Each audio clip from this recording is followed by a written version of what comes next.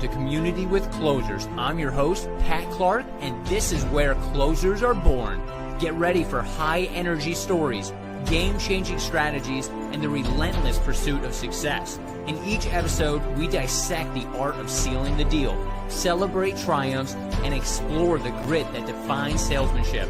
This is the ultimate podcast for sales warriors ready to conquer the business battlefield. What's going on, guys? Pat Clark here with another motivation, and we got Community with Closers with an amazing guest. Little technical difficulties today, so I apologize. We're running late. All my fault. My computer, I'm here in the hotel in Charlotte, North Carolina. We got some really cool stuff going on here, but man, we're here. We made it. And without further ado, I really want to introduce, a special person. He's doing amazing things with his podcast, with his business, with his family. Super cool stuff, and so excited that he's on tonight. And without further ado, I'm going to bring him right on. Robert, dude, what is going on, my man? What's up, man? Thanks for having me. Yeah. Thanks for being on, dude. I know you're super busy and you are taking time out of your schedule to be on. So I'm honored, dude, to have you here on Community with Closers. Yeah, buddy. There's a little bit of some technical difficulties, but that's okay. We were saying Murphy's Law, what can go wrong will go wrong. So That's right. But we're crazy entrepreneurs, man. We make it happen, right? Like, had to restart the computer. Like, we made it happen. That's what I was going to say, man. You constantly just have to adapt with things. And it's like you kind of just learn to let that shit go. It is what it is. It is. And this is like thick skin, right? Because we're going to talk about closing. We're going to talk about business. And you got to have some thick skin to be, I think, in the entrepreneur's shoes, right? Yeah, for sure. I mean, in every aspect, being told no, dealing with a ton of different emotions from clients to employees and all of the in between, spouses, friends, all that kind of stuff. You really got to be able to have that thick skin and put that shield up and focus on the goal, That's exactly right. Yeah. And it's got to be in front of you for sure. So Before we get into this, right, I want to know your background, right? Like, we met at the we met before that, but we really talked at the huge convention last year. And so you got some really cool things going on with commercial work, right? And what you got going on. But I want to know a little bit about you, your background, how you got into, the exterior cleaning industry. And how that all came about. Yeah, the pressure washing kind of fell into my lap a little bit, honestly. Okay.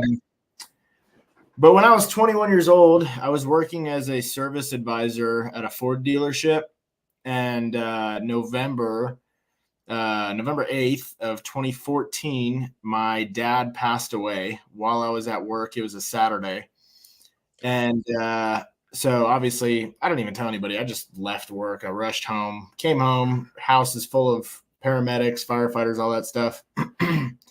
And they only gave me like 4 or 5 days off of work. And it was just me and my dad. And so, to handle a funeral and estate, all that stuff, it was a lot. And it was my dad. So I was like super emotional. I'm 21. And it was just me and him in the house. When I went back, I was like, hey, I need more time off. Like, I have a lot of stuff to handle, and they said no, and that they were falling behind because I wasn't there. I did what I think anybody else would do, was, tell them to, peace out. I won't say it, but you get the point. And so I actually took some time off. I don't know if you've ever been there. I went to Sedona, Arizona. I don't think I have.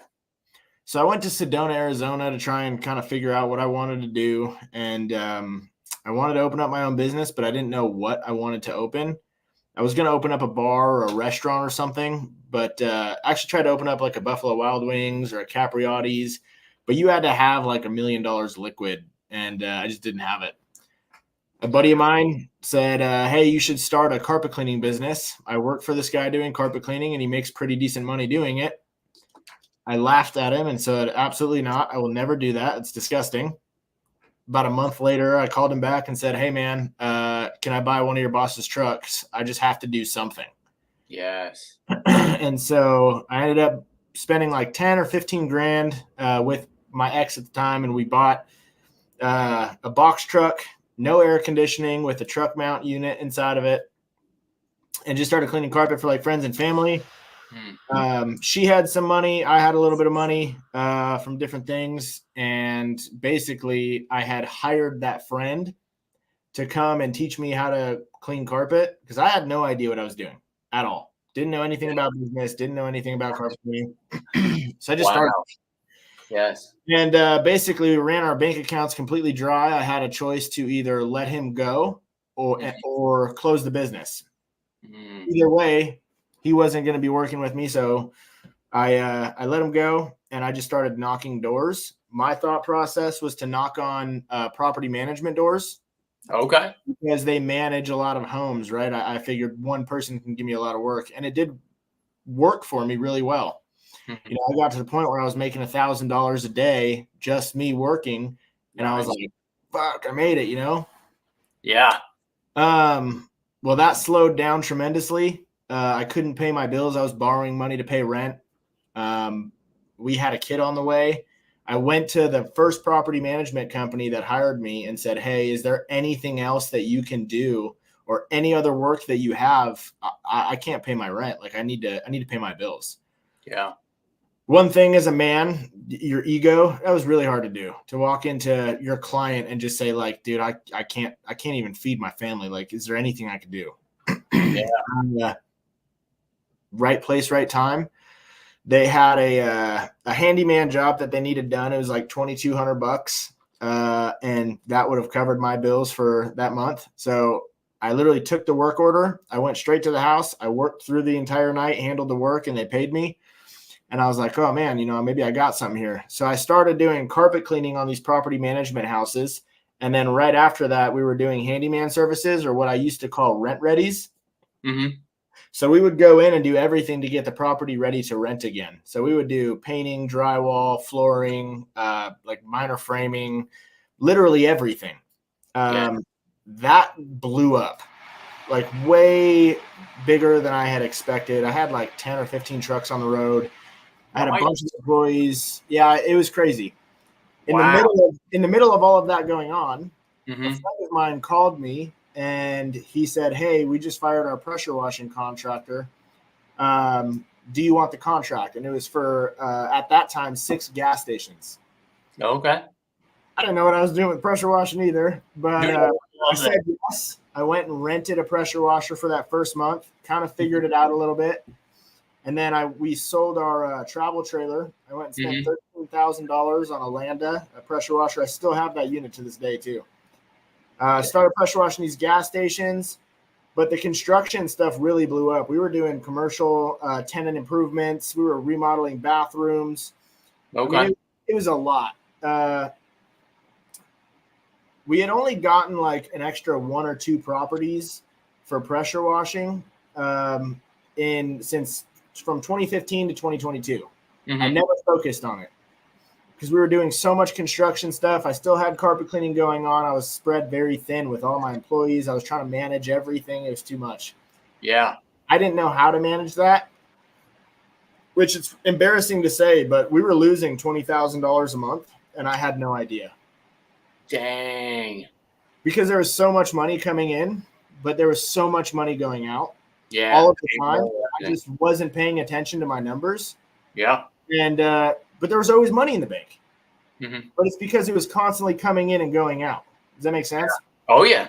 And so in 2022, my wife actually went through my books for that previous 6 months and sat me down and she goes, you need to look at this. Yeah. So right then and there, I made the decision. We shut down the carpet cleaning. I had a brand new ProMaster high roof van, brand new truck mount. Wow. Sold that. Let everybody go. Sold all of my trucks and just focused on pressure washing. I had that one account and then 2 other small accounts of just like 1 commercial property each. Yep. And basically just decided to focus on just that.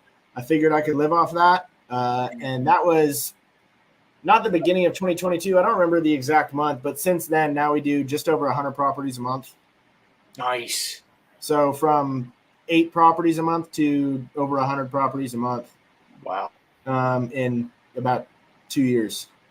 Yeah, that's huge. So let me rewind just a little bit, because I think this is huge for the viewers, because you're talking about that grit. You're talking about something that a lot of people don't have, is jumping all in, right? Like not knowing how to clean a carpet.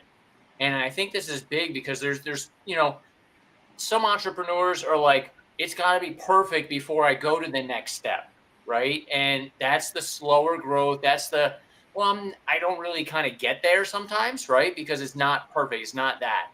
You, right? And I know me too, I do this too, is like we go all in and we figure it out. It's, and you learn a lot by doing that, obviously. You learn by your failures, right? And you go and you look at the books and you're like, wait a minute, hold on, we're not making money. And then you tweak it, and then you systemize it to, work for you. Yeah. So I think that's like really key, because Josh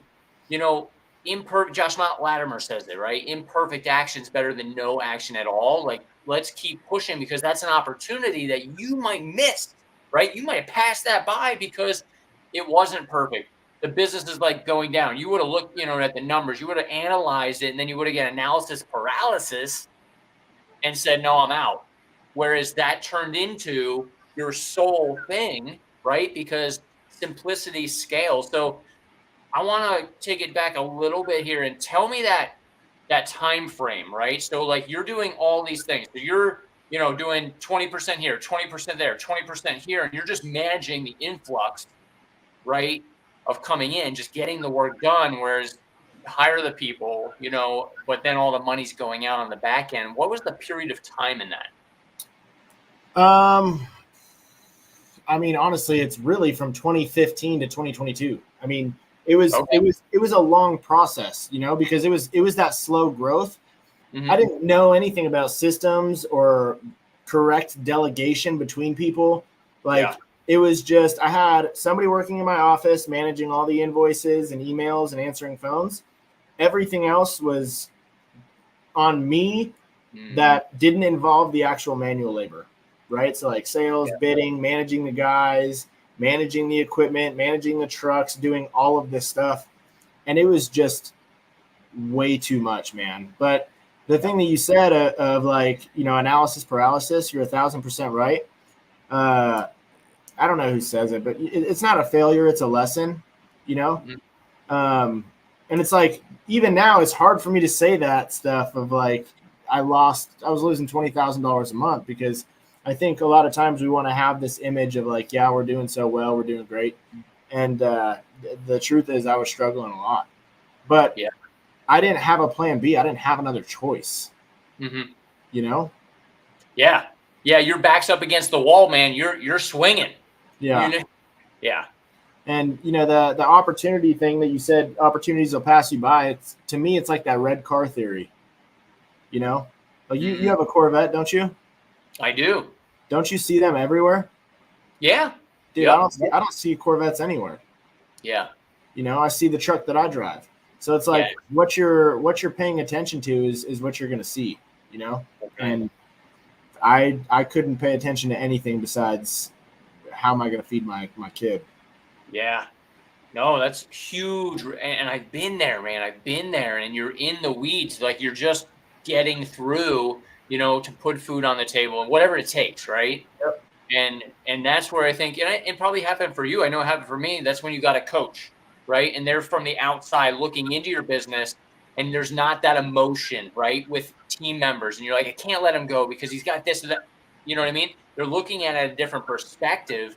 And that's good to get a mentor or whoever, especially if you're in that stage. Like I never went to school for business, right? It's school of hard knocks.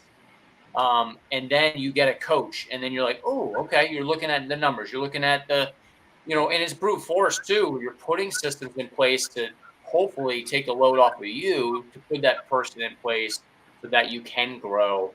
It's hard. It's so hard when you don't know that stuff. Yeah. I mean, I joined 𝗏𝗏. You were a coach for 𝗏𝗏, right? Yep. Yeah. So not 2023, 2022, actually. So that makes a lot of sense. I ended up joining 𝗏𝗏 at the huge convention. Nice. And things have elevated from there, you know. So you're absolutely right. Hiring a coach is very powerful. Yeah. So with that, now, you know what I mean, you focused and it was like me, right? I always talk about this, like you're going into different trucks. And so you scaled all that other stuff like back, and now you focused on one thing, and that was your niche. You're all in on it. And then would you say when you went all in on one thing, it grew a lot quicker? Oh, yeah. Yeah. It's not that we don't service any residential. I just don't try and get any residential work at all. We're a commercial contractor. We do commercial pressure washing only. And multifamily does fall into, you know, the commercial portfolio. But our bread and butter is really like gas stations, industrial properties, grocery stores, hospitals, those kinds of things. Yeah. And I've always focused on the commercial part of pressure washing because that's what I started in. You know, I knew kind of what I was doing a little bit. And I didn't want to try and target somebody that doesn't necessarily need our services. It's a little bit different for me on the West Coast than it is for, you know, you guys in the Midwest and East Coast. We don't have that natural growth. Yeah. So people aren't getting roof washes out here. You know, we don't have the mold and the mildew. We're not doing soft washing. Yep. But washing. on ton of flat work. That's all we do. Yeah. But, you know, in commercial, there's cams. You know what cams are, right? Oh, yeah. Cam fees. Yeah. Yeah. So why wouldn't I try and target the people that are spending the money to use my services no matter what? You have to spend the money. Right. Yes. And so, yeah, once I was kind of able to figure out that whole process of like, all right, they're spending the money anyways. They're using my services no matter what. I just need to make sure that they are convinced to use me. Yes. Right. And this, I think this is gold right here. My goal is to never sell my services to anybody. Okay. So let me ask you a question, Pat, real quick. Do you have a friend that owns a different type of business that is in your area? Yes. Okay. What kind of business is it? Epoxy floor coatings. Okay. So if you wanted your garage epoxy like coated, who would you call? I would call my friend. Why? Because I support my friend. I actually did call my friend, and he did an amazing job. That floor coat matched my car, dude. Awesome. So here's the thing. That's my entire goal. I'm a relationship person. Yes. It's never to sell my services. It's to make it impossible for these people to not call me when they need my services. Yes. Which they need my services anyways. Does that make sense? Yeah. So it's like, I don't call them my clients. I call them my friends. Yep. You know, I want you to trust who you're doing business with, and that I'm going to do everything I can for you no matter what. And that's always been my tactic. And I don't even want to call it a tactic, right? Because that's just who I am. That's your core values, your core beliefs. Yeah. Yeah. So I love that.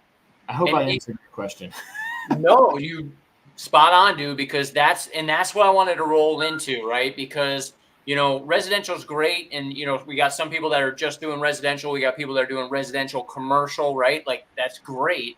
But I really want to talk about with you, because you are doing the relationship and you are the sole salesperson for that commercial work. And you're talking one person that can look, if you want to do $1 million, you need to find 10 people that are going to give you $100,000 in work. Yep. Whereas how many residential houses do you need to do that? Right. It's a lot. And so that's where you can bolt on, you know, depending on where you are, if you're viewing this right now, right? Like, for me, I didn't go solely into commercial, because you could fall into the pit trap of like a 90-day, 120-day payout, and you got to fork all that money out. So residential pays the bills, and then commercial goes into the bank. So I've always done it that way for myself, which I'm intrigued with you, because you're just solely, do residential come? Like, it's going to come and you're going to go service it. But most of your stuff, 5% is probably commercial? 99. 99, nice. 99. I mean, we have one client that we service every 2 weeks for their backyard. It's a very high-end client, very high-end home. It's like one of those people you don't say no to. Yeah. You know? Other than that, it's really hit or miss. Some people call us for their pool decks and stuff like that. Mm-hmm. But everything is commercial, man. And 98% of it is all net 30. Mm-hmm. And so my work around that is we use American Express for everything. Sure. American Express runs my entire company pretty much. And it's not a credit card, it's a charge card. And so what that means is that balance needs to be paid off at the end of every 30 days. Yeah. So it does suck because, that Amex balance will float my company for the 30 days. I'll get paid from all my invoices, and then it'll basically wipe that out. We'll keep the profits and then move forward again. And it's kind of like a revolving cycle. You know what I mean? Yeah. For people that want to get into commercial and stick with it pretty heavy, mm-hmm.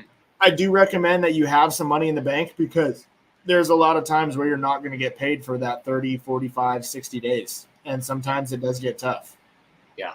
You got to be on, right? Like I always said, we got to be on. And when you build those relationships too, you can actually invoice before the project is done. So sometimes they pay 2 times a month, right? The 5th and the 25th or whatever it is, right? Yeah. Depending on that company. And you can invoice before. So we would get paid before the projects were even done because of that trust, because of that relationship that we had. And like you can invoice. So like when you talk about outstanding balances and stuff like that, your AR, right? Accounts receivable. Yeah. You better have somebody in the office like fighting for that stuff, because the reality is they're big companies and they got other people to pay. Yep. I mean, here's the thing is like, I want to be as easy to work with as possible. Yes. Right. And so if it's a difference of 15 days, like, net 30 versus net 45, I actually just got a contract of a bunch of gas stations because somebody refused to get paid in 45 days. Yeah. And they were like, I need to get paid in less than 30 days or I can't do this. And they were like, okay. All right. Peace out. Well, like, these larger corporations, they have systems in places for reasons, just like we have systems in places for reasons, That's right. And it's like, if you can work and make those systems coincide with each other, perfect. If not, then they're not your client. That's okay, but be easy to work with. Yes. And that's exactly right. You got to realize that these guys are pro buyers and they're like going on your LinkedIn. And if you don't have multiple trucks and you don't have systems in place, they're going to ask you qualifying questions because they want a vendor that's going to be there when they need you. Yep.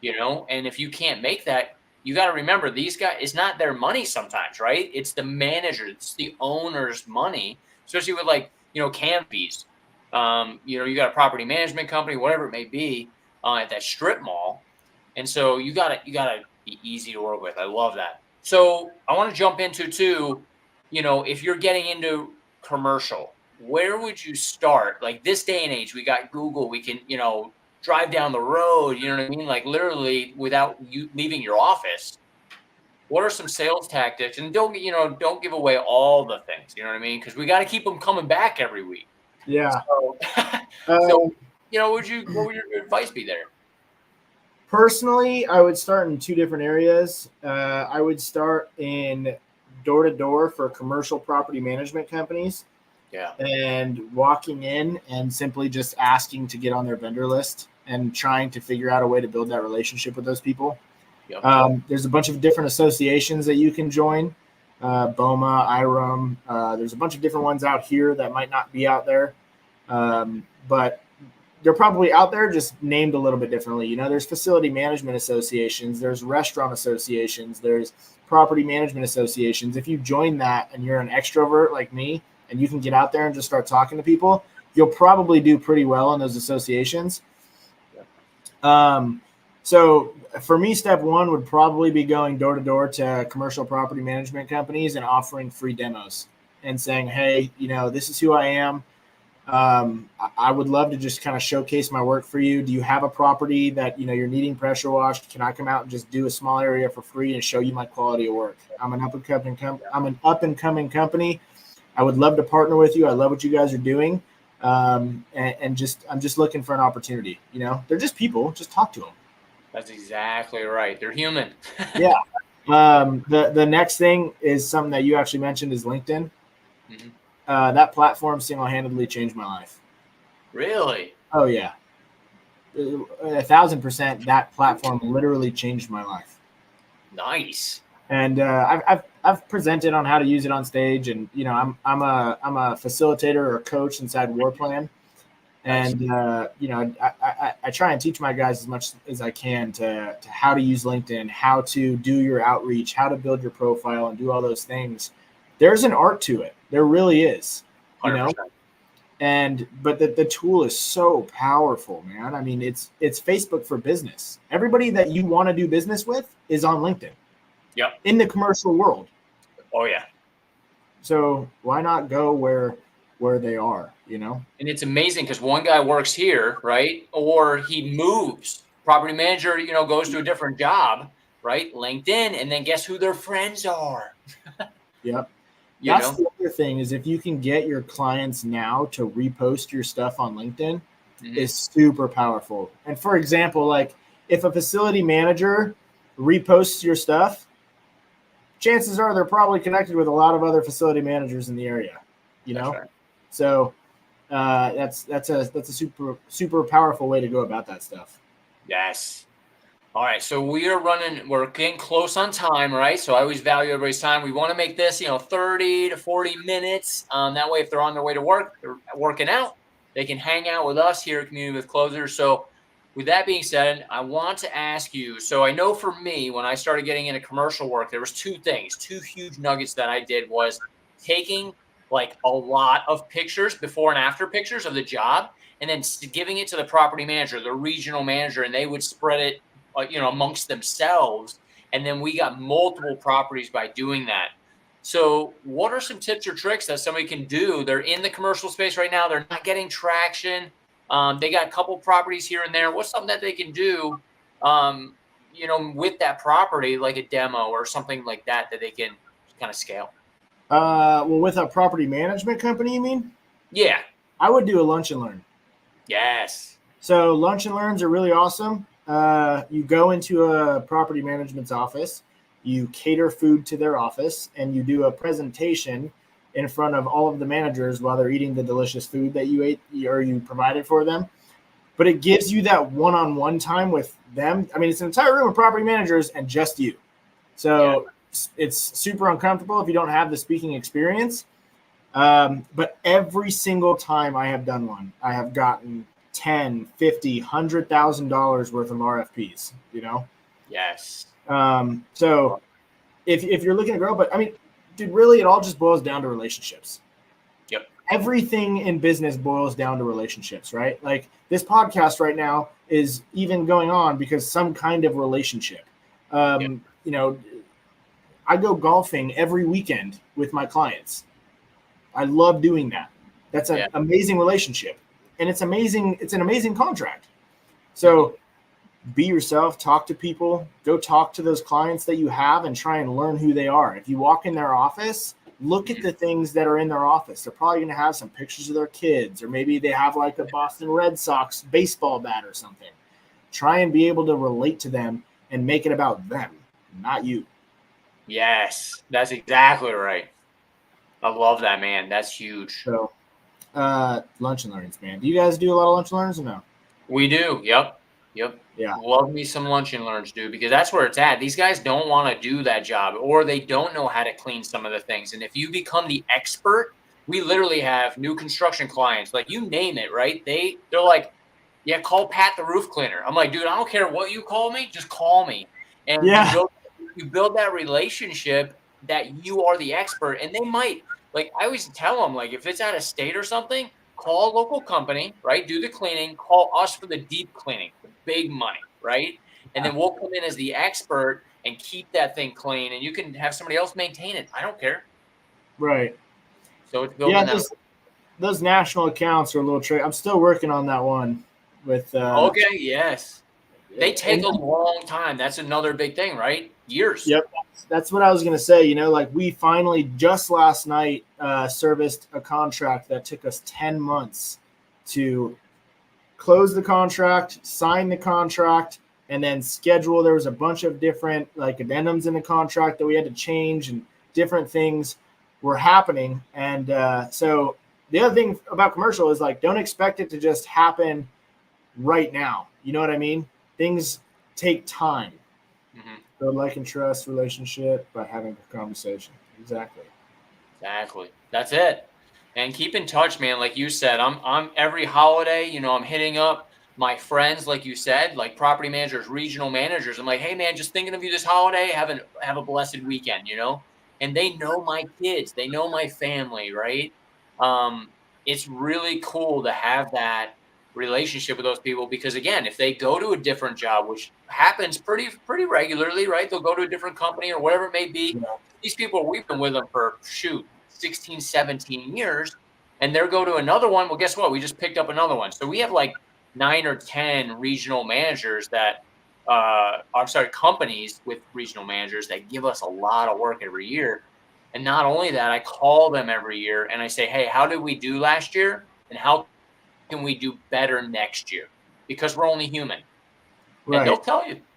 See, that's the other thing too, is I will consistently call them, and it's not just holidays, right? Yeah. I'll like, I have a morning ritual. Every morning I wake up, I drive to the gym. My drive to the gym is my phone call time. That's my time for me to call the people that I'm thinking about that morning.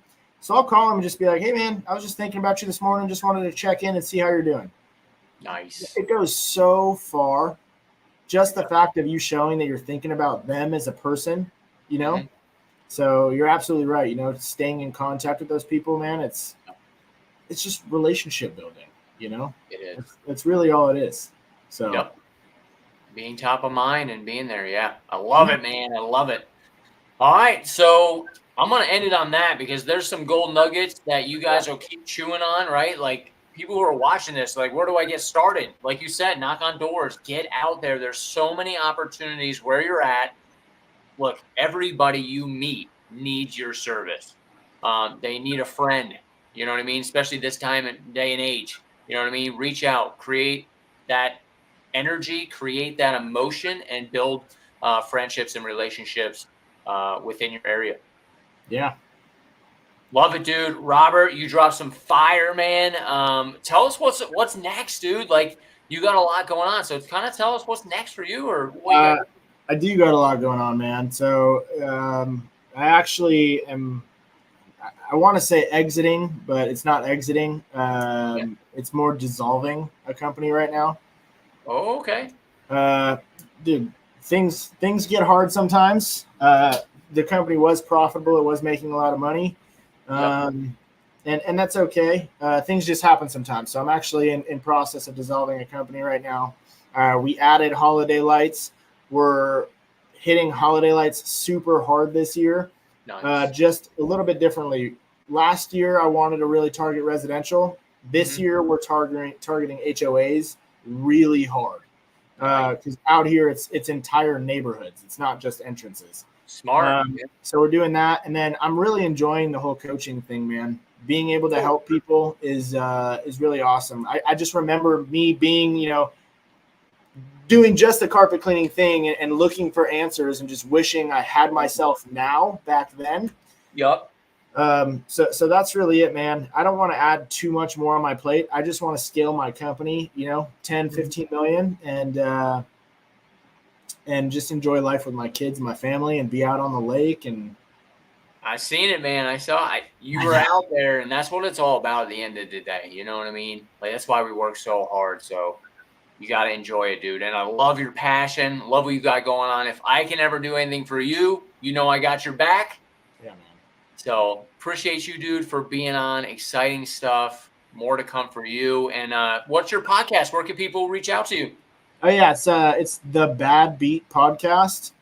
I recommend just looking it up on YouTube. Okay. Just the visual. It helps a lot more. We are on Apple and Spotify and all that stuff.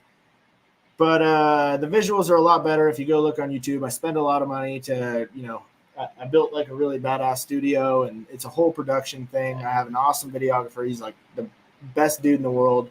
He puts a lot of heart and soul into it. So go watch the videos on YouTube. There's everything from mental health to business to, everything in between. So YouTube, the Bad Beat Podcast. And then, if anybody ever has any questions about any of this stuff, they can always just message me on Facebook. Yes.